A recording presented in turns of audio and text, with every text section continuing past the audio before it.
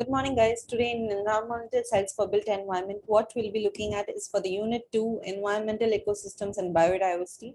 In this, we'll be looking at the topic ecosystems. So we'll be looking at what exactly is an ecosystem, and we'll also be looking at the succession to deal with an ecosystem.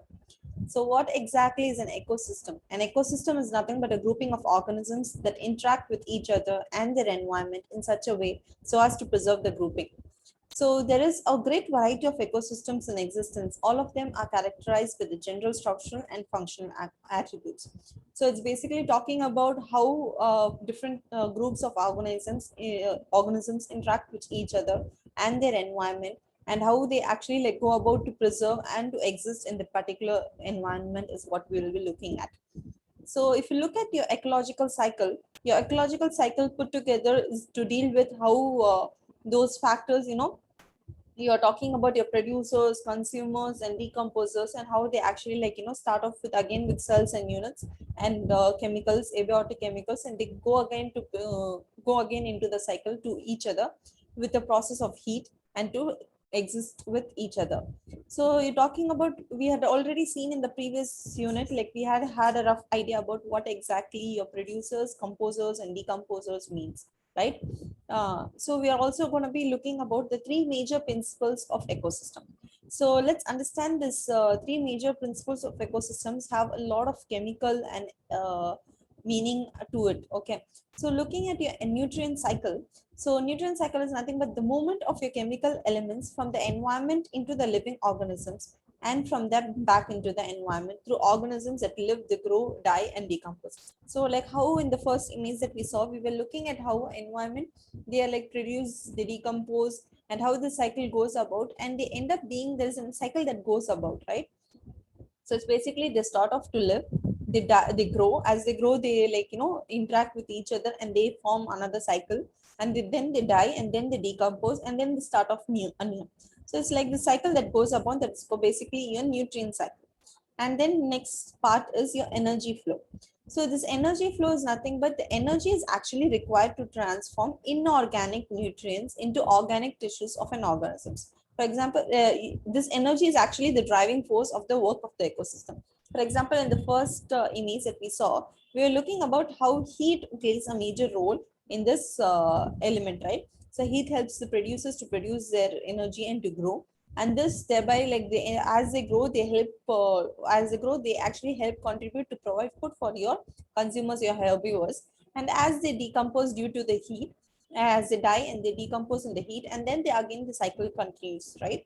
So this is what it goes about. So your energy flow is actually required to transform this inorganic nutrients into organic tissues of an organism. So this has a proper structure. This ecosystem has a proper structure. So this structure is nothing but it refers to the particular pattern of interrelationships that exist between organisms and ecosystems. It's talking about the structure that, it not only this flow that is happening, but also about how this particular element reacts to its environment, how it actually contributes to the environment and the other organisms in it. So looking back at your nutrient cycle, as we were talking about, how it's talking about, if input of solar energy, you have this algae that, it actually gives oxygen, this water, food, and etc. to its man, and it, man gives out this all carbon dioxide to the algae. And as the cycle goes about, that one element is interdependent on the other, so they have this cycle continuous, this thing going on. So this man again outputs heat, which contributes again to this algae. So this cycle that is going on is called your nutrient cycle. So looking at your energy flow, look at how the solar energy, you have your plant tissues and your body tissues. So you have the body tissues and all, they end up, the plant tissues contributes to help in the body tissues. And this thereby creates bacteria, as you shed and as you the elements that comes out from your bacteria, these end up for the plant tissues. Or you decompose whatever the elements it happens, decompose, and there's an energy flow that keeps on happening. Going again to your structure, that is, as I spoke about the structure, you have your producers, your consumers, and decomposers. You know how this basic cycle goes about, yeah? The plants, they produce, the animals, they consume, and as they decompose, they actually end up going back to your producers. So this ecosystem is basically a combination of all of these three put together. Your nutrient cycling, your energy flow, and your structure. So that's what it's talking about. So it's talking about how this mineral movement happens. The mineral movement is basically a nutrient cycle that happens in through various this producers, herbivores, carnivores, and this decomposers. And then you also have your energy flow that you could show this flow chart that shows you how this the flow of energy goes about. So your this thing it has so ecosystem has these three major principles on which it works. This thereby is considered into have two major components. So the two major components of an ecosystem would be your abiotic components and your biotic components. So your abiotic components and biotic components. So your biotic components would be all your living organisms, and abiotic would be your non-living organisms. Abiotic, your producers, your consumers, your decomposers, whereas your air, sunlight, energy, and all the gases would form your abiotic components. So these both together form your ecosystem, since they have to interdepend on each other to actually form your ecosystems. So looking back again at your abiotic components, so they form the environment and determine the type or structure of an ecosystem. That is your sunlight, your nutrients, that is your rainfall, minerals, carbon, nitrogen, nutrients would be this subcategories. So they are the major elements that are like non-living elements that would contribute to this. Whereas your type of ecosystems in abiotic components, if you see like this thing, your tropical rainforests, desert tundra, grassland, and all, it's all contributing a part of it.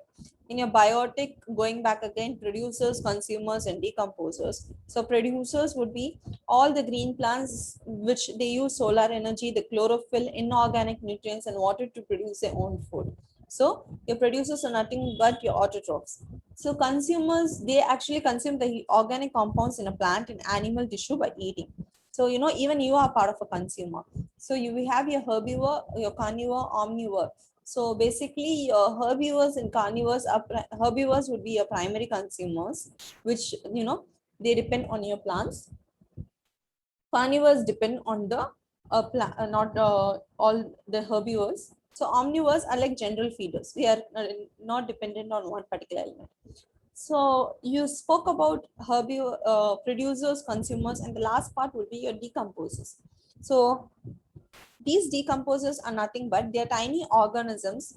These includes the bacteria and fungi, which turn the organic compounds in dead plants and animals into inorganic materials. So how this particular organic element, that is your producers and composers, turn into organic material is because of your decomposers. They cause the continual recirculation of chemicals within the ecosystem, that is your nutrient cycle. So these play the decompose play a major role in your nutrient cycle. So an imaginary example of what your ecosystem goes about is that your plants, those rooted plants, those are actually your producers. These go and flow, and these are like those tiny organisms are had by your primary consumers, a ship, a fish, and then the turtle would be a tertiary consumer. So it's about producers. After the producers, we also have your primary consumers, that would be a zooplankton, that is nothing but organisms that depend on this. And then you have a secondary consumers to be the fish, and your tertiary would be a turtle.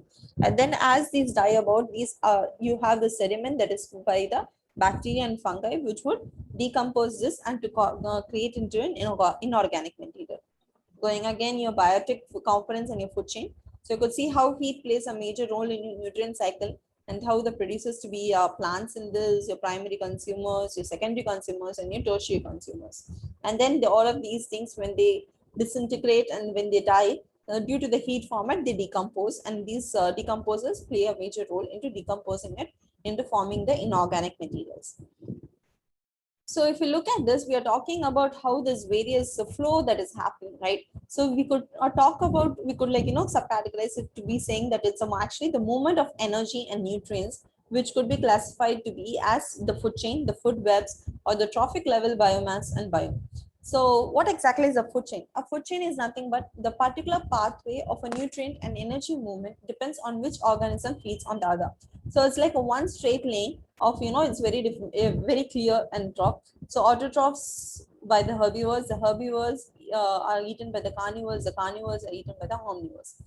So all of these things put together, so how this flow is actually happening. So these, all of these things, and they'll decompose, and I mean like they break down and then they are decomposed by the decomposers. Whereas the food webs are more of a complicated system where you know how you don't have just one particular line going about, but you know it's a web that is interrelated with each other. So you can't like stick to like this is going to be your primary consumer, this is going to be your secondary consumer. There's this flow that's happening that you know all of, but at the end of it the story goes about to be stating that this would be, all would be like you know disintegrate to form to by the decomposers to end the session. Yeah. So what do you mean by trophic levels? Trophic levels is nothing but a feeding level. So in the mostly like it's like subcategories, or you could like you know a chain, or you could like differentiate or like you know categorize each other like how it's actually stated. On your first level would be all the producers, on the second level would be the all the herbivores, in the third level would be your carnivores. So it's talking about, and the fourth level would be your second level carnivores. So how it's going to be? It's like, you know, how you actually have this particular range, ranking or ranging, and how actually everyone is placed at it. So these trophic levels, in this, what happens is that the energy and the nutrients that's passed through the ecosystem by food chains and web from the lower trophic level to the higher trophic level. However, what happens is that this during this transfer that is happening, only 5 to 20% of the energy and the nutrients are transferred into the higher trophic level successfully. For this reason, the first trophic level has the largest number of organisms, and the second trophic level is less than the first one, and the third level is lesser than the second one, and so on. So it's basically like, you know, it keeps on narrowing as it goes about. So because the energy and the nutrients that's going to be passed on through this, all of this level by level is going to be more, it starts thinning out. It's as it goes by, it starts thinning out. So for example, you have your energy pyramid. You could say like, you know, there are a lot of producers because they are the first level, and from them the energy has to go to the primary consumers, and as it goes by, it has to go to the secondary consumers, and then lastly your tertiary consumers. So what happens is that the energy that is keeps on getting lost during this the passage, what happens is that as it keeps getting cut down, the number of organisms that is in each level gets cut down. So we had looked at your like food chain, then we looked at your food web and your trophic levels, which are nothing but your like food pyramid or the pyramid, energy pyramid. Now looking at your biomass. So the biomass means that the total combined weight of any specified group of organisms. So it's talking about your total combined weight of this thing. So the biomass of the first trophic level is the total weight of all the producers in a given area. And the biomass decreases at a higher trophic level. So it's actually talking about going back to your weight. Obviously, as the organisms decreases, the number of the weight level of food also would decreasing. So that's what it is. So it's talking about how, as you could see, the primary consumers being the larger, as it goes down, it steps lighter, and it's going to be thinning down as it goes by. So it's talking about in a particular area, how do you calculate what is the biomass? Okay, so it's talking about the biomass of the first trophic level is going to be all the producers that's going to be in a given particular area. Now looking at your biome, the biome is actually kind of a different concept from the biomass. It is actually defined as the world's major communities classified according to the predominant vegetation and characterized by the adaptations of organisms to that particular environment. So the organisms, like how it is going to be there. So this is not going to be entirely, but actually just by those which have the adaptations to the organisms to that which are set to that particular environment. Your linkages and interactions in an ecosystems. So how are we going to look at how one each other is related is would be, we would try and study into different cycles that's going about in this. So starting off, what we have is your carbon and oxygen cycle, your nitrogen cycle, and a model of your nutrient cycle. So let's see. So starting off with so looking at your looking at your carbon cycle and your oxygen cycle, what we have seen is that how this particular cycle happens. Okay, so we have your you know, the humans and the thing who have the all those industries and plants and all of those things burning, they let out your carbon dioxide, whereas you know there is circle that happens. What are the plants, they give out your oxygen. So there's a circle happens that because of this, what all things put together, They respire and they contribute to a part of your oxygen, and they take up like most of your this thing, carbon dioxide for their photosynthesis, the process. And all those coral reefs and your algae in your thing contribute to decreasing the value of your carbon dioxide in the environment by decreasing this. So thereby your carbon and oxygen cycle, there is, it's a one example of what happens in your environment. As you could okay, you could see in this image how this thing happens. So this decay organisms, you have organic carbon due to the photosynthesis, they have this, they take up this thing, and then you have your emissions from your factories that let out carbon dioxides, and then again you have this all this animal respirates, the plant respirates, all of this thing put together. There's a cycle that keeps happening in this. And an example of your nitrogen cycle is would be where you have this nitrates coming off. So for this nitrate cycle, which is happening, but this particular nitrates are let out would be are actually majorly affected by five major elements. Okay, so the one would be your fertilizer production. This fertilizer production are majorly nitrates and ammonium salts that grow more food by increasing the yields and replenishing lost nitrogen from the soil. So next one, we burning of fossil fuels in cars, power plants, and heatings, which put nitrogen dioxide in the atmosphere. And then third, increasing your animal waste from more people and from livestock and poultry grown in the ranches. Then your increased sewage flows from industries and urbanization. Increase erosion of and runoff nearby streams, lakes, and rivers from cultivation, irrigation, and agricultural waste, mining, urbanization, and poor land use. So it's talking about how the nitrogen cycle is affected majorly because of all of these reasons. And we are looking at your model of your nitrogen nutrient cycle would be one, your nutrients, your chemicals, minerals, or elements are actually circulated around by the ecosystem and recycled continuously. How is this happening? So basically, Ganesh is actually, he identified three storage compartments where this nutrient cycle takes place. One would be on the eater. So the surface layer of your vegetation, which may eventually become humus and thereby result in, adding nutrients to the soil. Next would be your biomass. It's basically the total mass of your living organisms per unit area. Your soil, the nutrients that is stored in the soil that actually has the weathered material and semi-weathered material. So your environment limitation in ecosystem development. So the principles of limiting factors would be the law of maximum and the law of minimum. The principle of hallucinogenic environment would be your limiting factors of an environment subcategorized by into light, temperature, water, wind, topography, soil, and biotic factors. So looking at light, so the limiting factors, as we looked at, these are the subcategories. We'll try looking at in detail in that. So light is a very important environmental factor. It's actually the source of energy for the ecosystem and is also the control factor for reproduction and migration.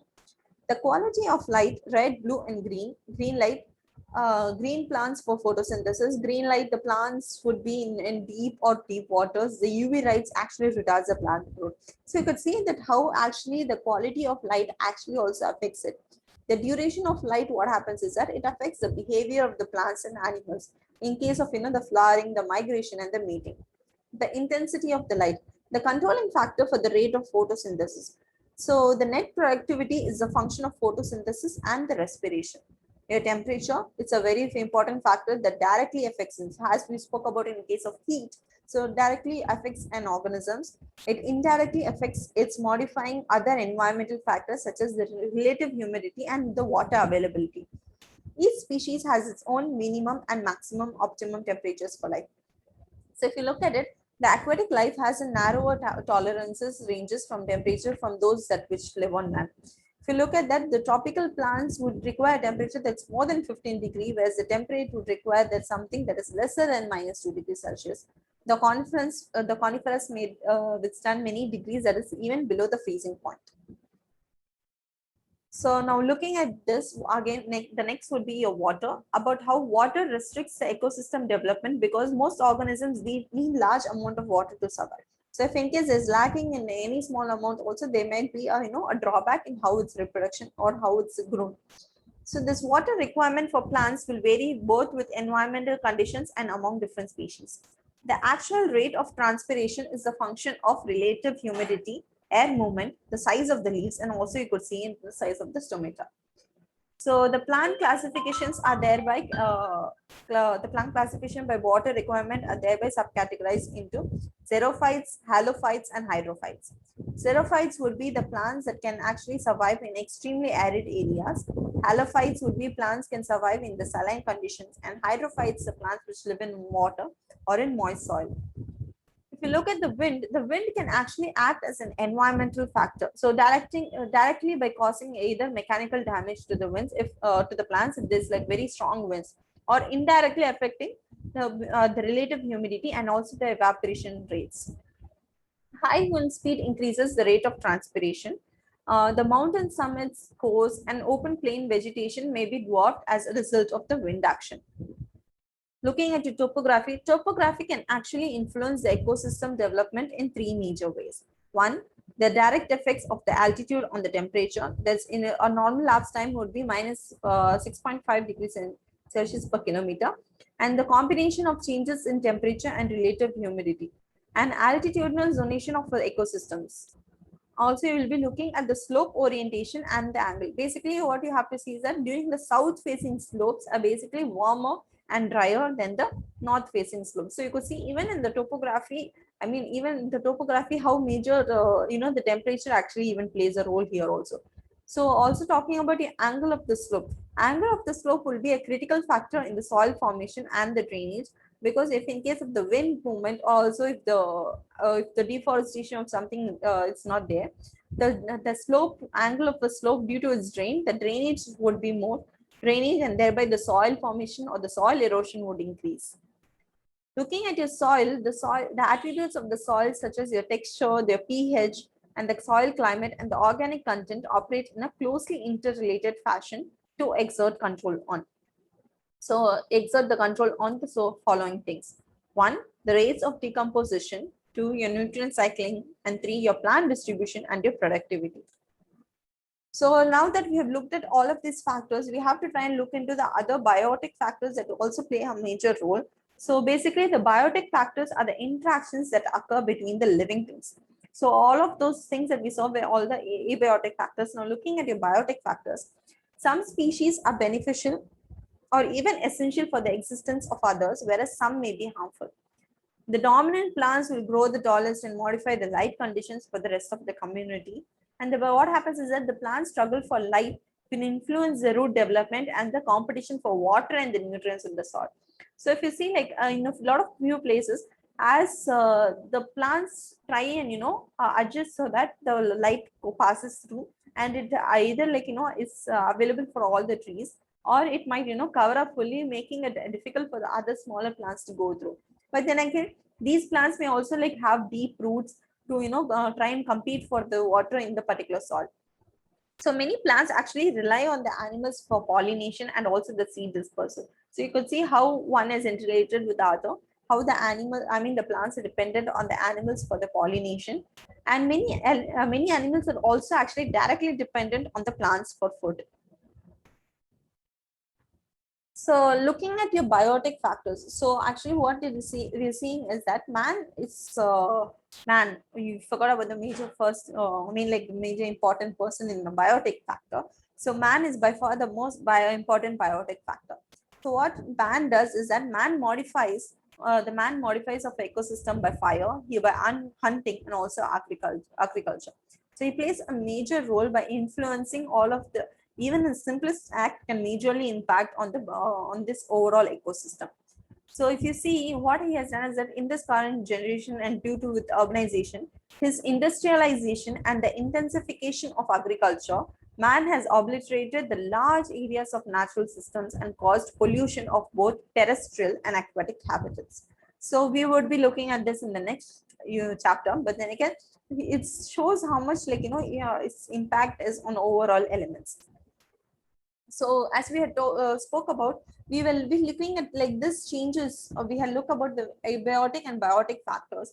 But as you could see, we will have to try and understand the ecosystem and how actually you could, obviously see a few changes in your ecosystem. So looking at this, we will try and see what exactly your ecological succession means. So What is an ecological succession? So looking at this, it's actually the gradual and predictable process of change in a species, a structure of an ecological community over time. It's talking about how this, there's this process that's going to be happening, and that's very gradual. And this, it's actually a structure of an ecological community. So, and also this process actually begins with pioneer species and develops through increasing the complexity until a climax community is developed. So I know this starts off with, very terms that I actually don't understand. Let's try and break it down. So in this, what we have is that we have two types, that is your primary succession and secondary succession. So what exactly is your primary succession? So it actually begins in a place that has no soil. It is like, in places like at the sides of volcanoes, you have your landslides or your flooding, you have your glacier recedings. So what happens is that basic small, like, like those moss that goes around, this basic lichens that actually do not need soil to grow on, but they just survive on the sides of the rocks. You would have seen them obviously. This basically starts off with this story starts off with this lichens. So how they start off? So what happens that these lichens try and disintegrate the rock and try and make their place on it. And then what happens is that the next on it, the mosses start to grow. So these start to grow and hold the newly made soil. So as the lichens have broken down the rock and made it into a soil, these mosses try and hold their place into the newly made soil.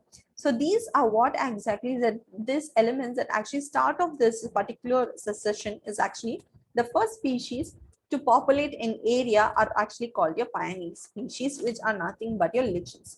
So these actually end up being the first species that is going to be start off, particular that's succession that's going to go on is going to be starting off with this. So if you see in this example, you could see the lichens that is break down a rock to form a soil. And then you could see the low growing, the moss plants that actually they trap the moisture and prevent the soil erosion. They form the ground and set in it. Okay. Now looking at your primary succession, what happens is that next would be the soil starts to form as the lichens and the forces of weather and erosion help break down the rocks into smaller pieces. So all of these things or the other elements and your lichens together try and break down that one particular piece of rock into soil. And this soil, so what happens is as these lichens die, they decompose, adding small amounts of organic material to the rock to make the soil. So when the rock breaks down, it's not exactly soil. It has to have a little bit of an organic matter for the plants to grow on. So these lichens, they first stick to the rocks, they break it down, they decompose to form the organic matter to the rocks and to make it a particular soil that is fit for our plants to grow. So what happens, you could see is very small growth that's starting to happen. So what happens is very small, simple plants like mosses and ferns can grow in this particular new soil. These simple plants die. Then again, they have to go down, right? So these simple plants die, adding more organic material or else the nutrients to the soil. Then what happens is as the element by element or as organism by organism, as it breaks down, as it dies, the soil layer keeps thickening up, and then the grasses, the wildflowers and other plants begin to take over. So if you see, this is an image example of how it goes about. A bare rock, it gets colonized by a pioneer species, that is, for example, a moss or lichens, and then they decompose to create a layer of topsoil. Grasses grow on it, they decompose, more nutrients in the soil to allow for a shrub growth, and then as it goes on, increase in the soil, as you can see, it keeps on increasing. So increase in the soil depth, allowing for the growth of trees. So basically these plants dry and add more nutrients to the soil, then shrubs and trees can survive. And then what happens is that as the shrubs and trees come about, insects, small birds and mammals begin to move into the area, and then the trees come about. So what was once a bare rock now supports a variety of life. So it's about how this overall this cycle goes about, how this succession goes about to create all of these elements. So this ecological succession can, if you see, in a volcanic eruption areas which is destroyed the ecosystem, first organisms, if you see lichens, mosses grow, eventually tree seedlings and shrubs sprout among the plant community. So what exactly is, that's a primary succession. Now what exactly is a secondary succession? It is not always in an ecosystem that's totally wiped out. Sometimes what happens is that local areas are affected. So because if you see in case of a fire or a storm, what happens is a place that is affected, it's not like it was never a place good enough for this thing. It's a place that's already been, layered upon by the algae, the moss, the shrubs, and all those things put together. They've already layered up, but they have been destroyed. So what happens is they tend to restore it. So it actually, once a disturbance is over, the community interactions tend to restore the ecosystem to its original condition through secondary succession. So what happens is that it begins in a place that already has soil and once was a home for living organisms. So it actually, this phase is more faster because it doesn't have to keep on growing a soil and be breaking down the rock. It occurs faster and has different pioneer species than primary succession. So for example, it's mostly like, in cases of after of the forest fires in an abandoned yard, etc. So can you see like this is like not like from the rocks, but actually from a bare place, it starts growing and growing and start gilsing for the trees. So the annual weeds, the perennial, the pine seedlings, it takes after years and years and years, as you have mature hardwood forest going about. Similar example from in beach where you have this thing, there is also soil, there's been soil deposited here, but it was not there because it was washed away by some like, the floods or something. It could like, start off by going about to increase it, and you have the proper trees element. So maybe during after a forest fire, there was nothing there. They start growing. The growth happens again. It starts, getting back to us. So in this, what exactly is your climax community? As we had already told that there were a few details that you didn't know. So what exactly is your climax community? A climax community is nothing but a stable group of plants and animals. That is the end result of your succession process is your climax community. It does not always mean big trees. For example, grasses in prairies and cacti in deserts are actually the end result. These are that is where it ends. You don't start growing from the cacti in deserts. You don't have trees going about. Cacti would be the end results in that.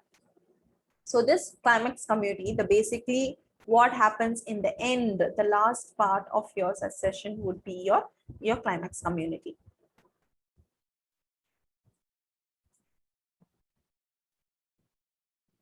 So this from this part as it goes about would be your climax community. So with this, I would be ending this session, and we have actually tried to cover up like what all the details. But then again, if we were to go about this ecosystem and this learning of your environmental process, so we have to try and understand how this various process goes about, how exactly one element is interdependent on the other. So that is what we have seen in this chapter. So we'll be wrapping up with this, and we'll see in the next session. Thank you.